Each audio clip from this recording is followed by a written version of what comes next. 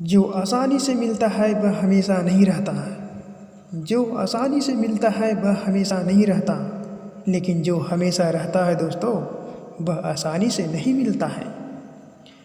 मैं Vigyanand teaching of education में स्वागत है दोस्तों। अब आइए शिक्षक की दुनिया में आज आप जानेंगे पाठ्यक्रम में भाषा का क्या महत्व होने वाला है। तो आइए अब हम क्लास की शुरुआत करते हैं दोस्तों। आप जानते हैं पाठ्यक्रम क्या है। आप शायद इसकी पहले वाला वीडियो में आप पढ़ चुके हैं। छात्रों को जो भी कुछ पढ़ाया जाता है दोस्तों, छात्र जो भी कुछ पढ़ता है या उसको पढ़ाया जाता है उसको हम लोग क्या पाठ्यक्रम कहते हैं।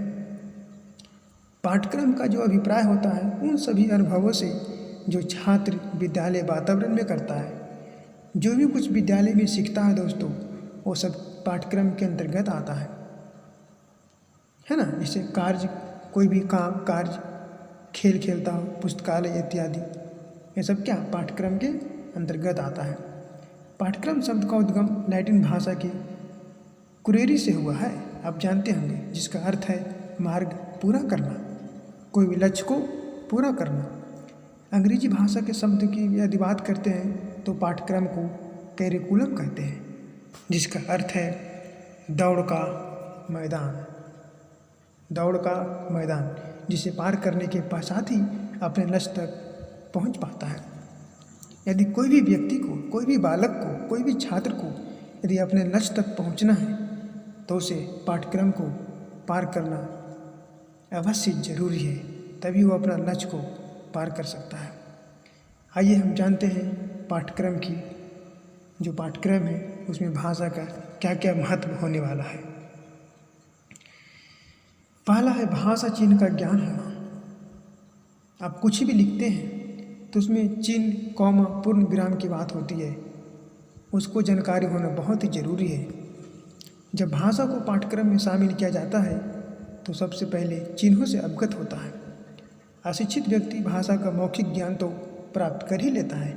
जो व्यक्ति पढ़े लिखे नहीं होते हैं, अनपढ़ होते हैं, वो मौखिक भाषा, बोलचाल की भाषा में वो तो ज्ञान प्राप्त कर ही लेते हैं सुनकर, किंतु लिखित रूप का ज्ञान नहीं प्राप्त कर पाता है, वो लिखित रूप में कुछ नहीं दे पाते हैं।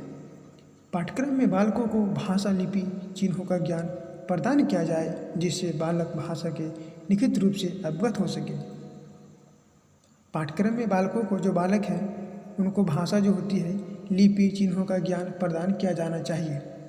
जो ही बालक, छात्र छात्राएँ पढ़ते हैं उनको लिपि का ज्ञान प्रदान किया जाना चाहिए जिससे कि वो लिखित रूप में अवगत हो सके। और ऐसा होता ही भी है ना, जो आप देख रहे हैं स्क्रीन पे, क्या लिखित भाषा है ना जी। अगला पॉइंट देखते हैं, ध्वनियों का ज्ञान होना। जो हम लोग बोलते हैं उस ध्वनि का ज्ञान होना बालक को बहुत ही ज़रूरी है। तो कैसे, आइए हम जानते हैं। भाषा अपनी विभिन्न ध्वनियों का ज्ञान बालकों को पाठ्यक्रम में प्रयोग द्वारा ही कराई जाती है। जब बच्चे का क्लास होता है उसी समय बालक को ध्वनियों के बारे में उसको अवगत कराया जाता है। प्रत्येक ध्वनि का एक निश्चित उच्चारण स्थान होता है। अनपढ़ व्यक्ति की अपेक्षा एक पढ़े लिखे व्यक्ति को ध्वनि का उच्चारण, जो अनपढ़ व्यक्ति होती है, एक पढ़े लिखे व्यक्ति होती है, उसमें जो होती है क्या, एक पढ़े लिखे व्यक्ति को ध्वनि का उच्चारण अधिक समय आता है, उसको अधिक समझ में आएगा ना।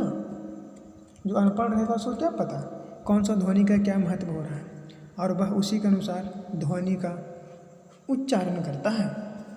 जी हाँ, आगे देखते हैं, सहज अभिव्यक्ति।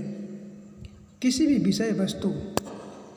विषय वस्तु की बात हो, अभिव्यक्ति बालक अपनी भाषा में सहजता एवं सरलता से कर सकता है।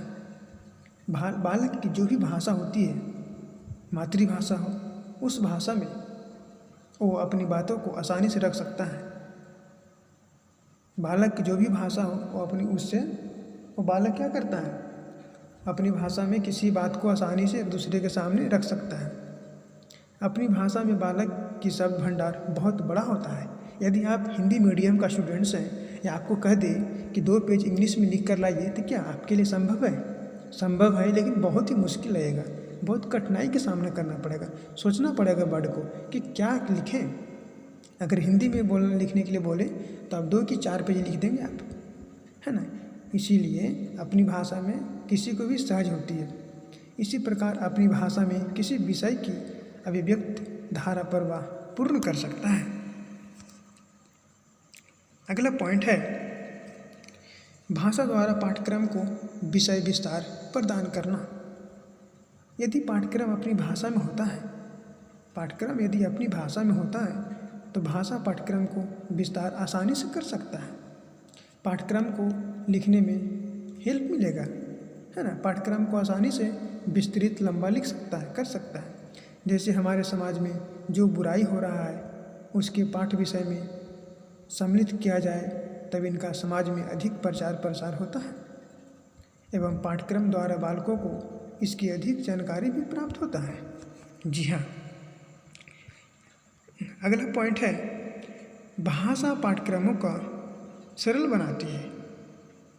जो भाषा है उसमें पाठ्यक्रमों को क्या करती है, सरल बनाती है।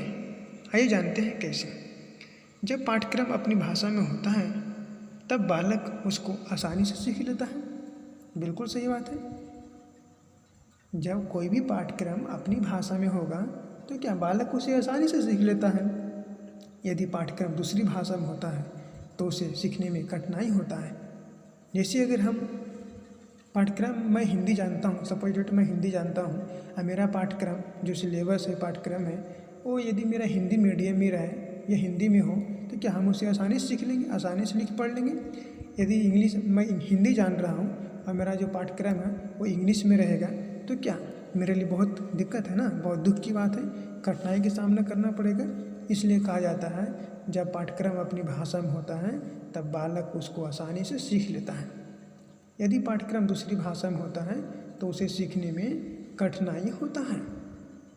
इसलिए कहा गया है प्राथमिक स्तर पर बालक की शिक्षा अपनी भाषा में होनी चाहिए। जो प्राथमिक स्तर के बालक होते हैं 1 से लेकर 5 तक के, उन्हें क्या, उनकी जो शिक्षा होनी चाहिए उन्हीं की भाषा में होनी चाहिए, जिससे कि बच्चा वह आसानी से किसी भी चीज़ को ग्रहण कर सकते हैं, है ना। जी तो दोस्तों, यदि आप मेरे चैनल पे नए हैं तो प्लीज़ चैनल को सब्सक्राइब करना ना भूलेंगे, जिससे कि न्यू वीडियो आपके पास आसानी से पहुंच सकेगा।